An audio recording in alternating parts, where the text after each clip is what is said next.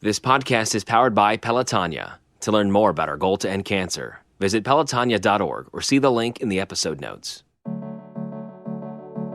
In one of my last conversations I ever had with her, she pulled me down and she made us promise her. She said, never use my death as an excuse for anything, but motivation for everything.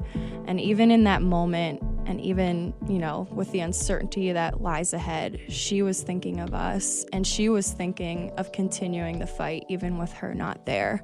And it was never about her with her diagnosis. It was always about doing clinical trials to, figure out other cures for maybe it won't work for breast cancer, but maybe it'll work for lung cancer. It was never about her diagnosis.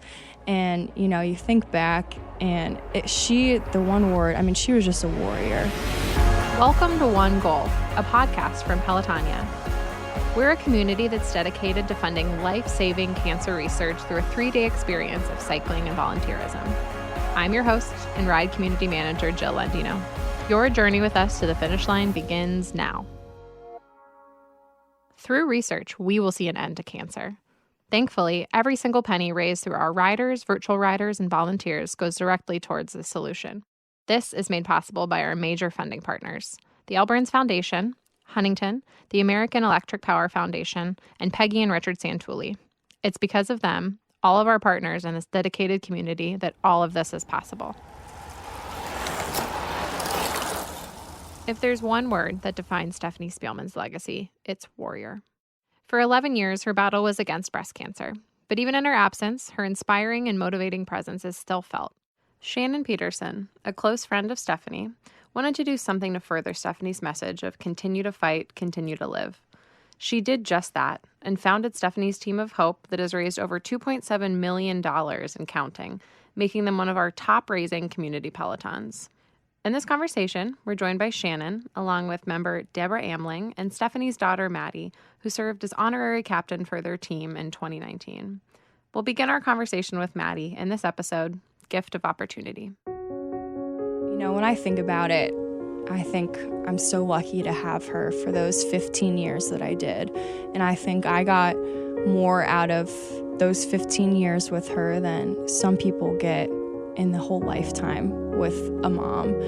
And I know it shaped me every single day to how I live my life and how I treat my siblings and how we treat each other and how we treat others. And every single day, we are motivated to honor her in everything we do. And there's not a day goes by that we don't forget that and don't live for her every single day. Shannon and Debra, how did you guys originally link up?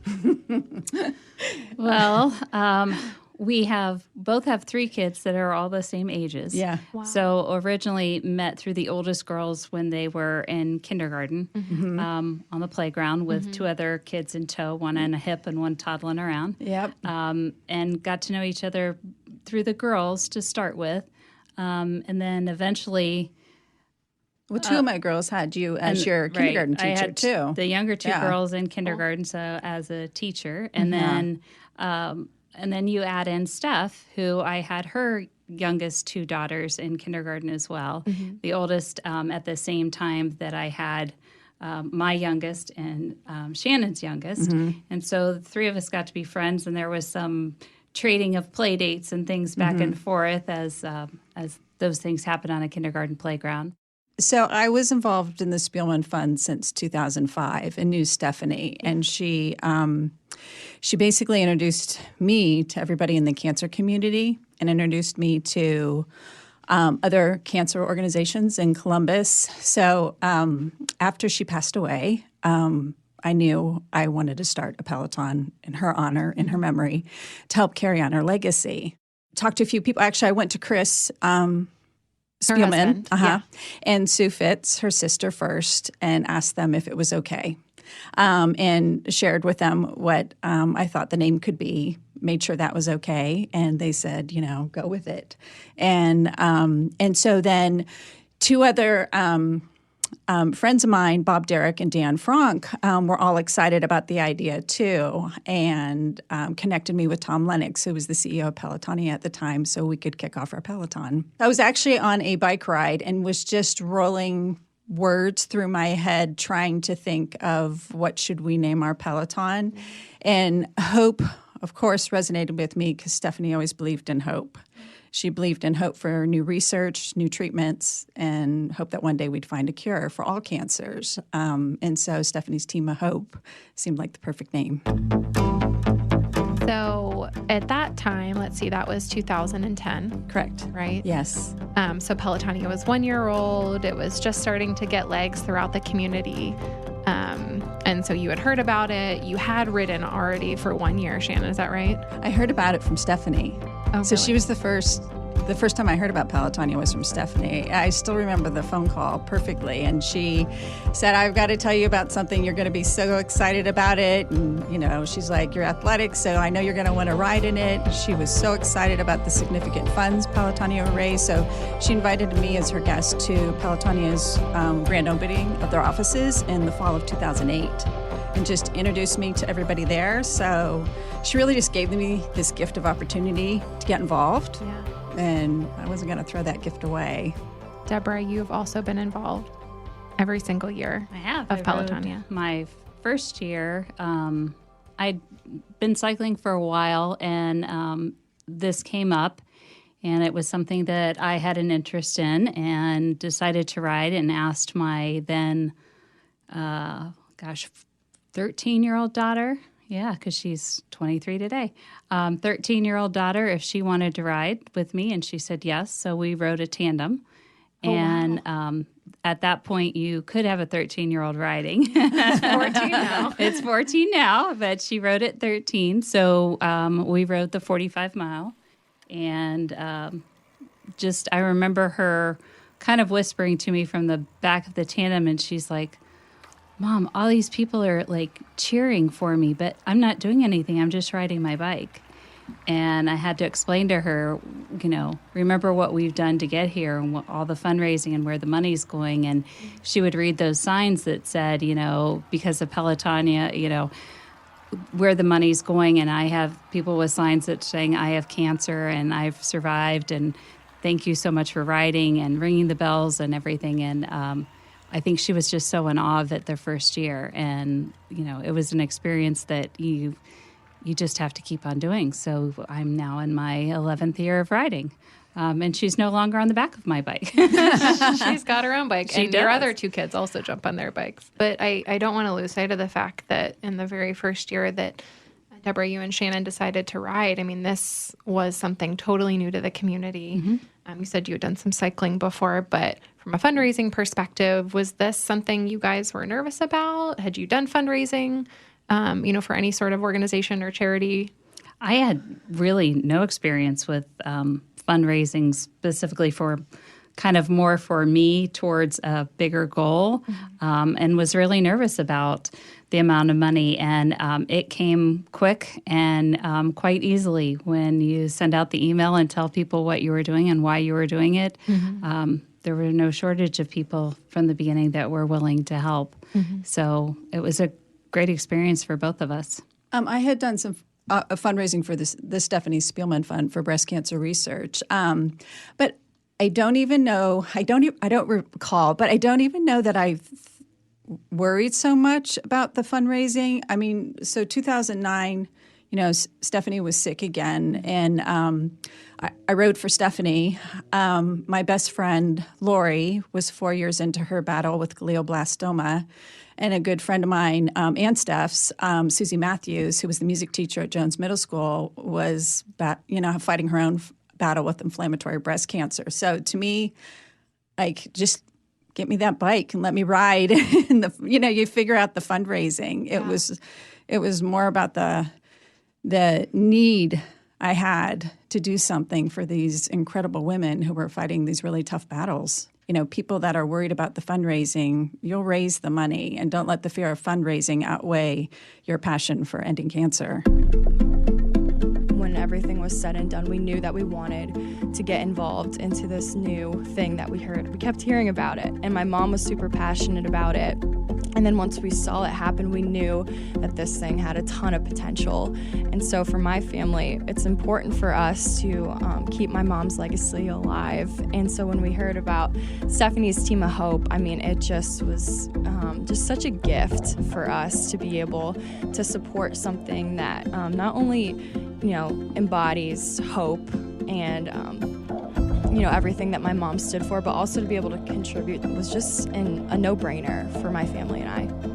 It was just my heart, that wanted to carry on Steph's legacy and do something for her. And so Bob Derrick and Dan Franck said, I'm going to introduce you to Tom Lennox. Let's go down to the Pelotonia office. And Tom's like, let's throw a party. And this was sometime in June that we went down there, and we chose a date that was 3 weeks later. Yeah, and so we had to find a venue, food. It was right before Piata was opening, so Piata came and did all the food for the party. Wow.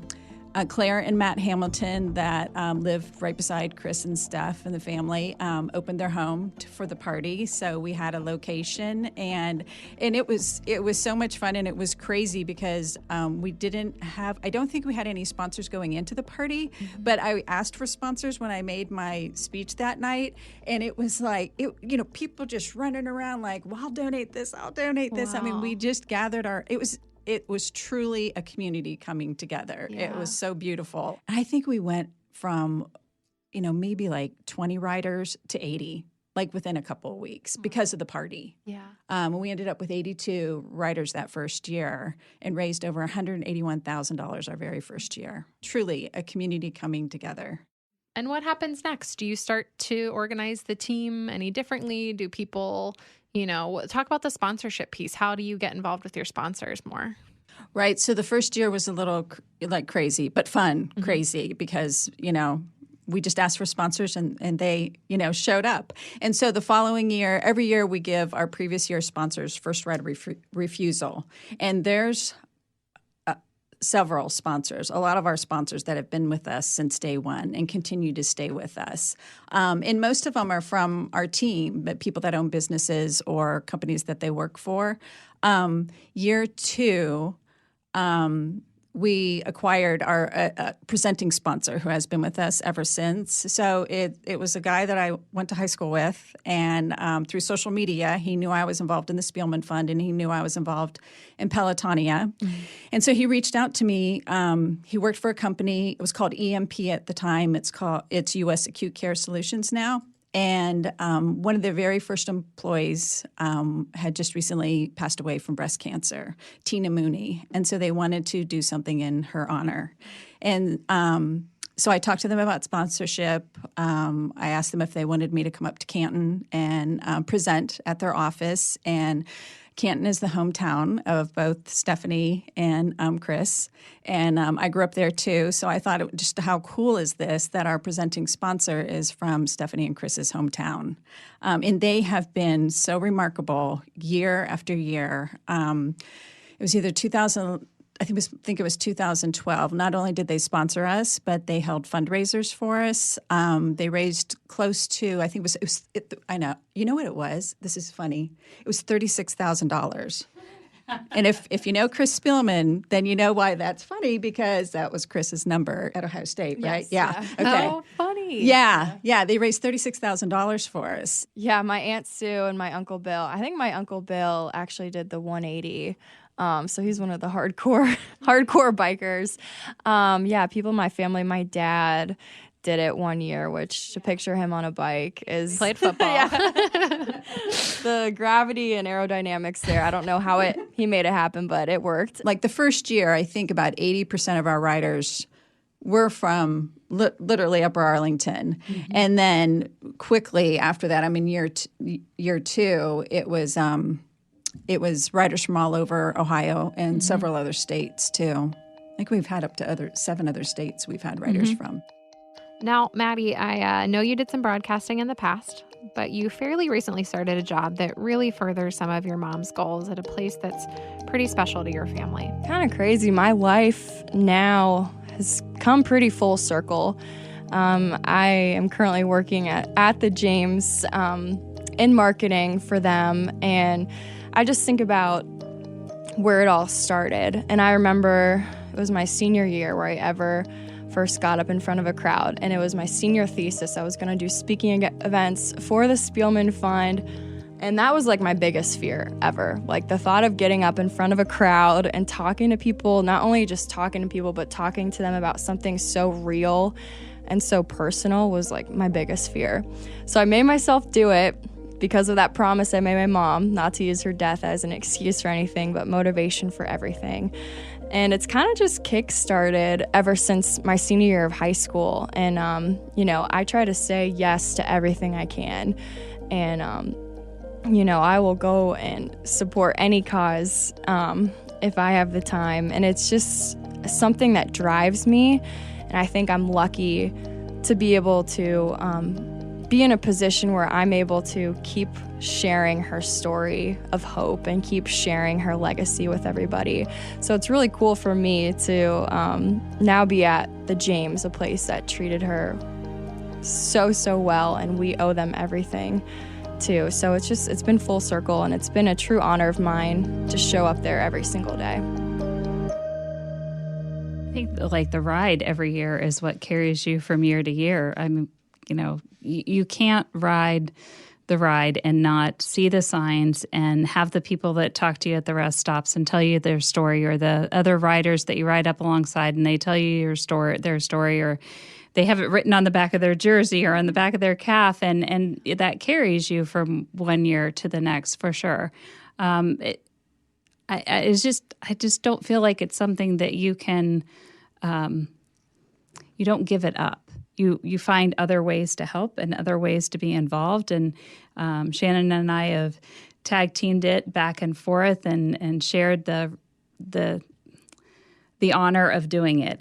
Because I can't really say the responsibility of doing it or the burden of doing it, because it's not. You put all the time in and the emails and and the communication back and forth with so many different people, whether it's setting up the party or trying to design a T-shirt or design a jersey or figure out what you're going to do next, because you're honoring somebody. We do a ride and dine. dine. Is that what Yeah, talk about that. Right? Actually, it was Debra's idea to start with. Yeah, so must have been the week of the ride, to have not a difficult ride, just a kind of leisurely ride to keep your legs moving and everything before you have a big ride that weekend. And we just kind of really circle the community of Arlington Grandview and ride as a group, leisurely pace up and down streets and some hills, and then get together and have dinner together afterwards. And it's just been one of our things that we do community-wise that we like to show everybody, the team that's riding, and we get all sorts of people is there a parade coming? Yeah, we do look like a parade. Really? And we go up Grandview Avenue too, We do. which is fun because there's a lot of people that will see us. Yeah. It's about the coolest thing in the world when your kids get involved. And I think just being involved in this and,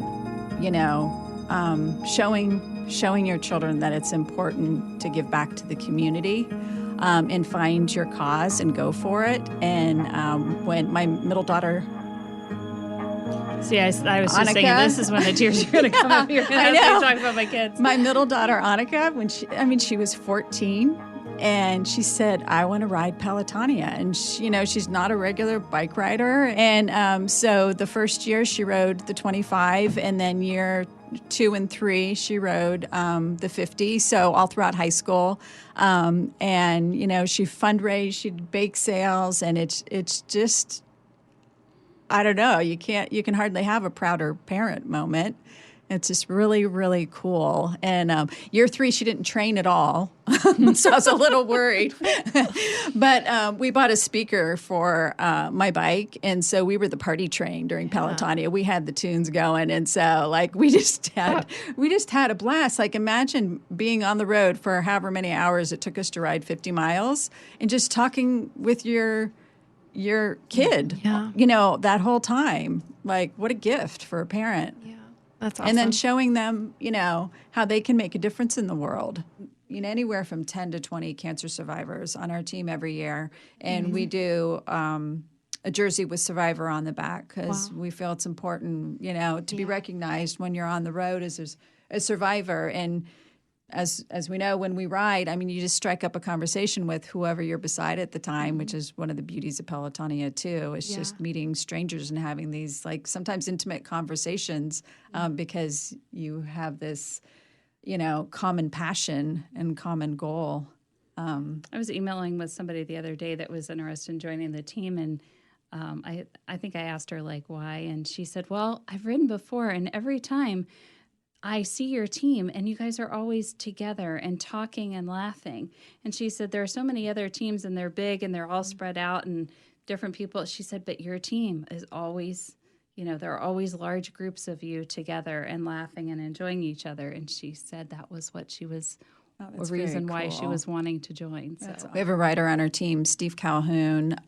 His mom, he was riding for his mom. And so he would ride her bike, which was a cruiser with maybe 2 or 3 speeds, and he would ride the 180 miles.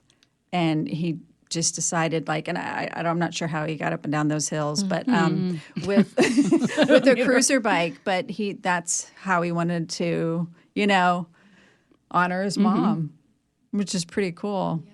Cancer can sometimes seem like a distant thing, but I tell you, I hear stories each and every day about someone younger and younger getting diagnosed. And I just really want to be an advocate for people to just take their health into their own hands. And even if you're 20, even if you're, 15, make it a priority, do the self-examinations, stay on top of your health because it's so important for us. And I think probably people my age can be a little intimidated by the fundraising aspect, but cancer affects every single person, and everybody has a name they could write on the back of their jersey, and people are willing to give to that. And I think definitely it's okay to be a little intimidated, but when you see everybody coming together that day, it makes it all worth it.